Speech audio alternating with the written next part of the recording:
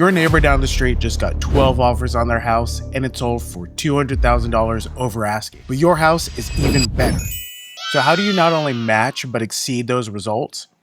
By handling the two most critical aspects of the listing process in East Bay cities like Oakland, Berkeley, El Cerrito, and more. Based on the hundreds of homes my team and I have brought to market, we've identified the three most influential marketing tools that dramatically affect sales results when used effectively. I'll explain those two critical aspects and three influential tools to you in this video. I've been in the business for a long time and I've seen a lot of listings succeed and a lot of listings flop. The ones that flopped did so because they didn't understand these critical aspects or use the right marketing tools when they should have. That's why we outline and streamline this process to get our sellers the highest price and best terms possible in whatever market we launch in. I will say one of those tools will actually surprise you. I'm Derek Tyler with the Letterer team at Red Oak Realty. I'm a former attorney and a 13-year top producing East Bay agent. Wow. We've helped hundreds of sellers prep, price, and produce incredible sales results. In part one of my Seller's Process Guide series, I explained how to find, hire, and formalize a listing agreement with a listing agent. I also discuss how to get the best bang for your buck with your listing prep budget and how your disclosure packet should come together. If you missed part one, you can click the link above. In part two, I'll break down two of the most critical aspects of the listing process: marketing and handling offers, and share how I advise my clients through the process to maximize price and yield streamlined terms using those three influential tools I mentioned above. So, your house is staged, photos and videos have been taken, and you're ready for buyers to come see your home. But you're asking, how do I actually get them to come check it out? Marketing. And one of the most influential real estate marketing tools, and tool number one, is setting an attractive price that'll make buyers run to your listing. So how do we do that? Research. Just before getting the property on the market is a great time to do another price assessment on the property, refreshing the one done when you signed the listing agreement.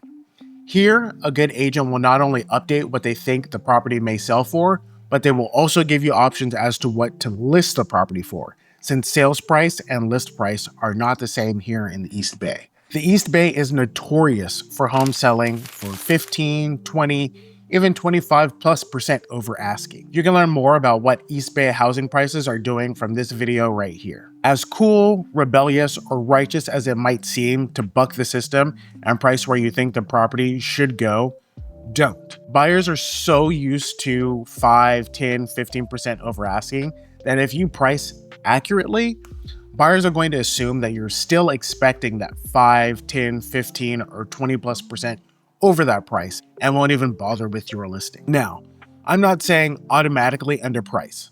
Some areas of the East Bay don't see this happening as often, but it is important for your listing agent to do the research and find out what homes like yours are selling for, what they listed at, and compare that with the homes currently listed and in contract at the time that you come onto the market. Along with settling the list price, you want to finalize your decision on how you'll handle buyer love letters, so that when you hit the market, you can let interested buyers and their agents know whether you'll accept them. If you're specifically interested in who the new owner will be and you want it to factor into your decision, allow them to come in. If you want to try and avoid as many potential lawsuit risks as possible, this is an easy one to say no to. For more detail on this, I do discuss it in part one of the series, and that link should be on the screen as well. Now that you've addressed maybe the biggest part of advertising, pricing, that'll get people running through the door once they see it, let's do everything else we need to do to get people to see it, utilizing tool number two, marketing the home. We do this in a number of different ways. The first is publishing the professional photography, videos, and marketing copy online into the MLS, the multiple listing service. From there, my listings get published to the lettererteam.com, redoakrealty.com, realtor.com, Zillow, Trulia, Redfin. You name the real estate website, it's there. I make sure all of my clients' listings are also posted to local news sites, including the Bay Area News Group, eastbaytimes.com, and berkeleyside.com featured properties. They even hit the physical newspaper copies of some of these publications as well. My clients' listings also get posted to social media sites like Instagram, Facebook, and LinkedIn. Personally, I find TikTok and Twitter aren't the best platforms for homes and potential buyers to meet, but I can see that changing over time, especially with TikTok. The marketing copy takes physical form in the shape of flyers and brochures. Each of our listings also gets their own individual website and QR code directing to that website so folks can easily navigate there. Next, I'm going to share with you some insider marketing we do for our listings. It's called broker's tour. Broker's tour is when agents essentially hold open houses for other agents to visit. Each East Bay city has their own date for broker's tour. In Richmond, El Cerrito, Albany, Kensington, Berkeley, Emeryville, and North Oakland, broker's tour is Thursday mornings from 9 a.m. to 1 p.m. In the rest of Oakland, it's on Mondays, 9 a.m. to 1 p.m. as well. For the city of Alameda, broker's tour is Tuesday, getting started a little after 9 a.m. and also ending around 1 p.m. I make sure the marketing I do for our property is specific to that property and its prospective buyers. For example, if I have a listing with a boat dock, I make a specific effort to make sure local boat, yacht, and sailing clubs are advertised to as well. And for unique properties, we use unique marketing. For this home on the screen now, we had one of the top drone racers in the country fly his drone from the bay all the way in, out, and back into the house. This made for great marketing, and the house went into contract before we could even do an open house for it. Speaking of great marketing, I wouldn't be very good at it if I didn't ask you to like this video and subscribe to the channel. Of course, that's if you're enjoying this. So now your listing is all over the place, and you had great turnout at both your first Saturday and Sunday open houses. What's next? Utilizing tool number 3. Setting an offer date. This one might surprise you because you might not consider an offer date marketing per se, but it is. An offer date gets interested and motivated buyers to make a move. Absent a deadline, interested buyers might keep looking and only return if they hear someone else is interested or submitted an offer. Instead of that, you get them to make a decision. Here in the Bay Area, you'll see almost every nice listing and a lot of low-priced fixers set an offer date. An offer date is published in the MLS and sometimes sent out via alert to Redfin, Zillow, etc. as to when the seller would like to receive all offers for review. The date is presented with the intent that you, the seller, will make a decision as to which offer to accept or which offers to counter or reject. The offer date is also what creates competition, and competition pushes prices upwards and generally yields the best terms. Buyers, knowing they're up against others, tend to make higher priced offers to beat out their competition. Those who may not feel they can offer the best price may shorten or waive their contingencies too, especially if they've reviewed a complete and thorough disclosure packet like I suggested you provide in my part 1 of this series. Even if it doesn't seem like you have a lot of activity, setting an offer date is a way to potentially pull that one buyer out of the market that is interested to make them make a move and make an offer. Data shows that the highest offer you receive tends to come within the first 2 to 3 weeks of listing your property in the East Bay. So setting an offer date within that time period to yield at least one offer is a solid strategy. If nothing comes in on the offer date, then that 2-week point gets to function as a moment where you and your agent can reevaluate strategy. That may mean a price reduction, a price increase even, if you received offers but they were too low, or standing pat at your list price but adjusting your price expectations. You might even change up your marketing to announce your price is now transparent, meaning if someone brought you the list price, you'd accept that price. So we just finished going over one of the 2 most critical aspects of the listing process. Next is the second. Before we jump in, just a quick pause. I host weekly 20-minute office hours for homeowners thinking about selling, renting, or investing. The booking link is below. Just a short intake form so I know who I'm talking to and who to call. Bring your thoughts, questions, and ideas. If texting is easier, text the word hours to 833-335-1469 and I'll send the Calendly link. Let's get back to it. So let's say you did everything we've discussed so far. You set an attractive list price to get buyers running to your house. It was fully marketed absolutely everywhere, and the buyers came running. You set an offer date, the date has arrived, and now you have one or more offers. What do you do now? You could make the argument that this is the most critical aspect of the listing process. Making the wrong moves here could cost tens, maybe even hundreds of thousands of dollars, depending on your price point. And I've seen offer situations where the top offer and the next highest offer are over $100,000 apart. If you drop the ball with the top offer in that scenario, you can actually cost yourself $100,000. Here's how I advise my clients in those situations. With any offer, you, the seller, have three options: accept, reject, or counter. If you accept one of the offers as is, congratulations, you're in contract. You might do this if there's only one offer and you're satisfied with the price and terms. Or if there are multiple offers, you might do this if there's one offer that just clearly stands out above the rest. Option 2, you reject. I find a seller may do that when one or more super lowball offers come in, or if they purchased a property within the last 2 to 5 years and need quite a bit higher of a price to either avoid a short sale or to simply not lose money on their sale. Option 3 is to counter. This is where most of the action is. There are 3 counter paths you'll see in our market: a singular counter, a seller multiple counter, and what I like to call a mere inquiry. So with regard to a singular counter, this is where you, the seller, technically rejects the buyer's original offer and you send a new offer that's generally based on that original offer with a few specific changes.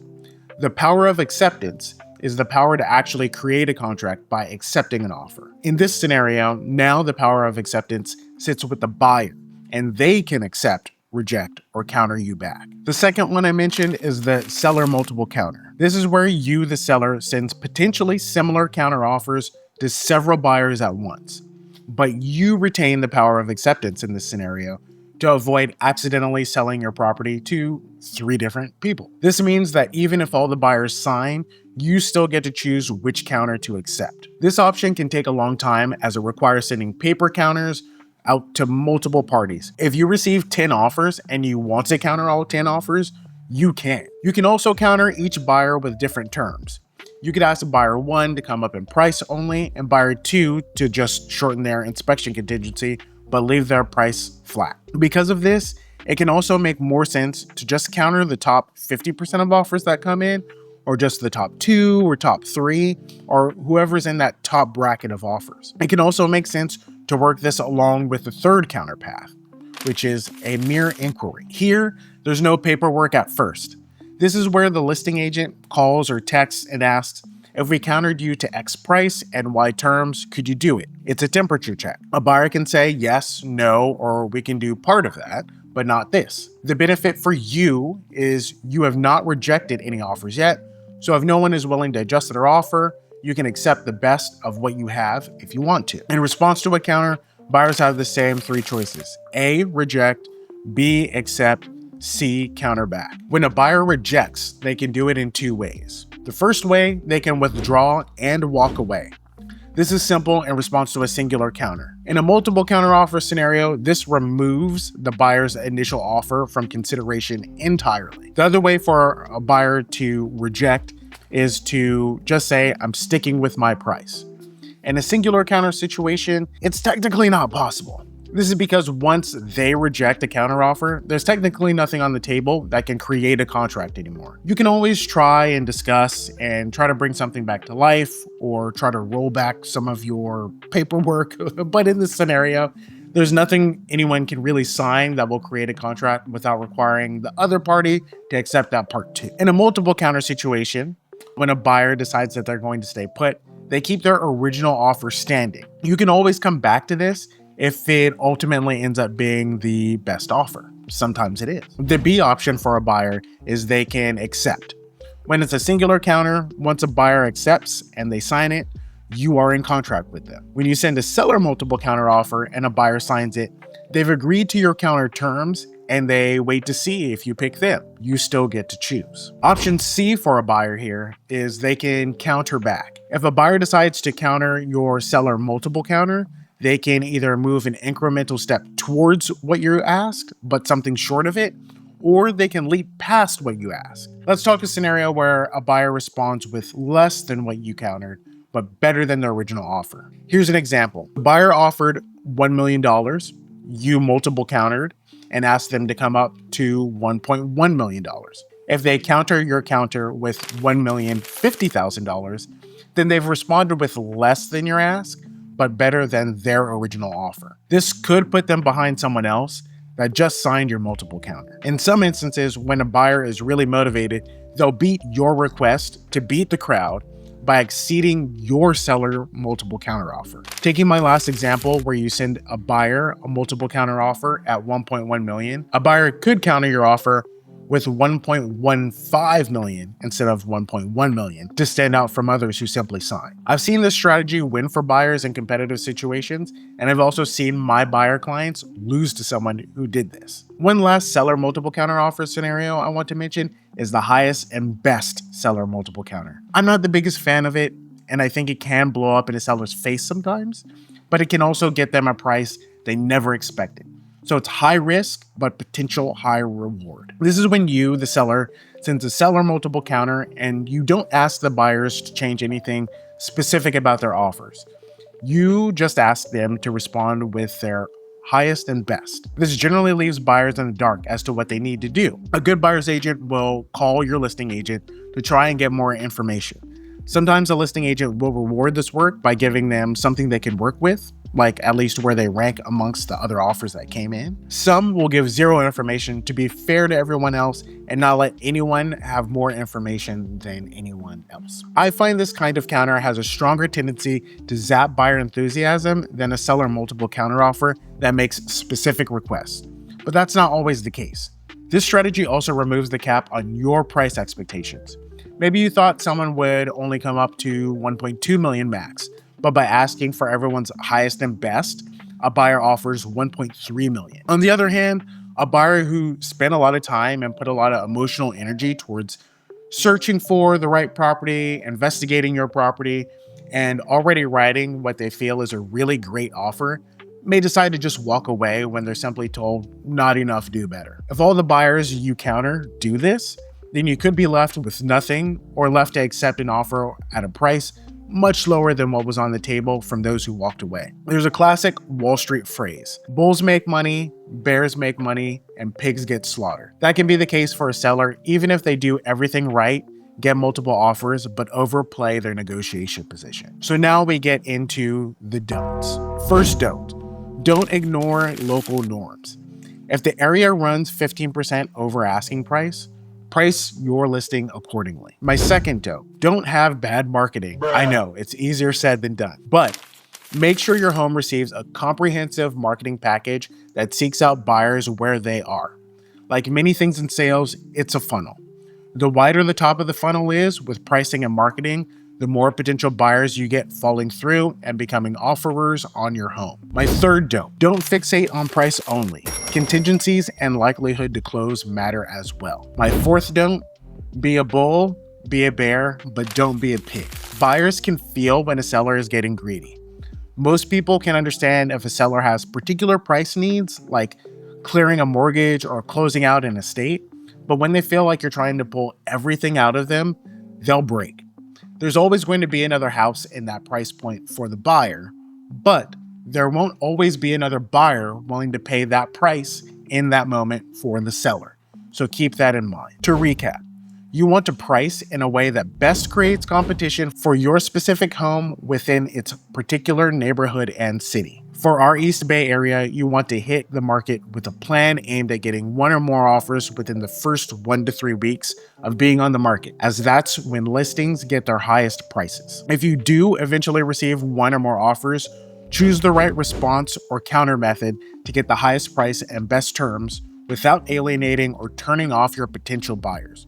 Remember, be a bull, be a bear, don't be a pig. As a quick reminder, my weekly 20-minute office hours are open. The booking link is below. You can also send the word hours to 833-335-1469 and I'll reply with the Calendly link. So what now? You received a great offer, you signed it and sent it over to the buyer's agent, and you're officially in contract. What's next?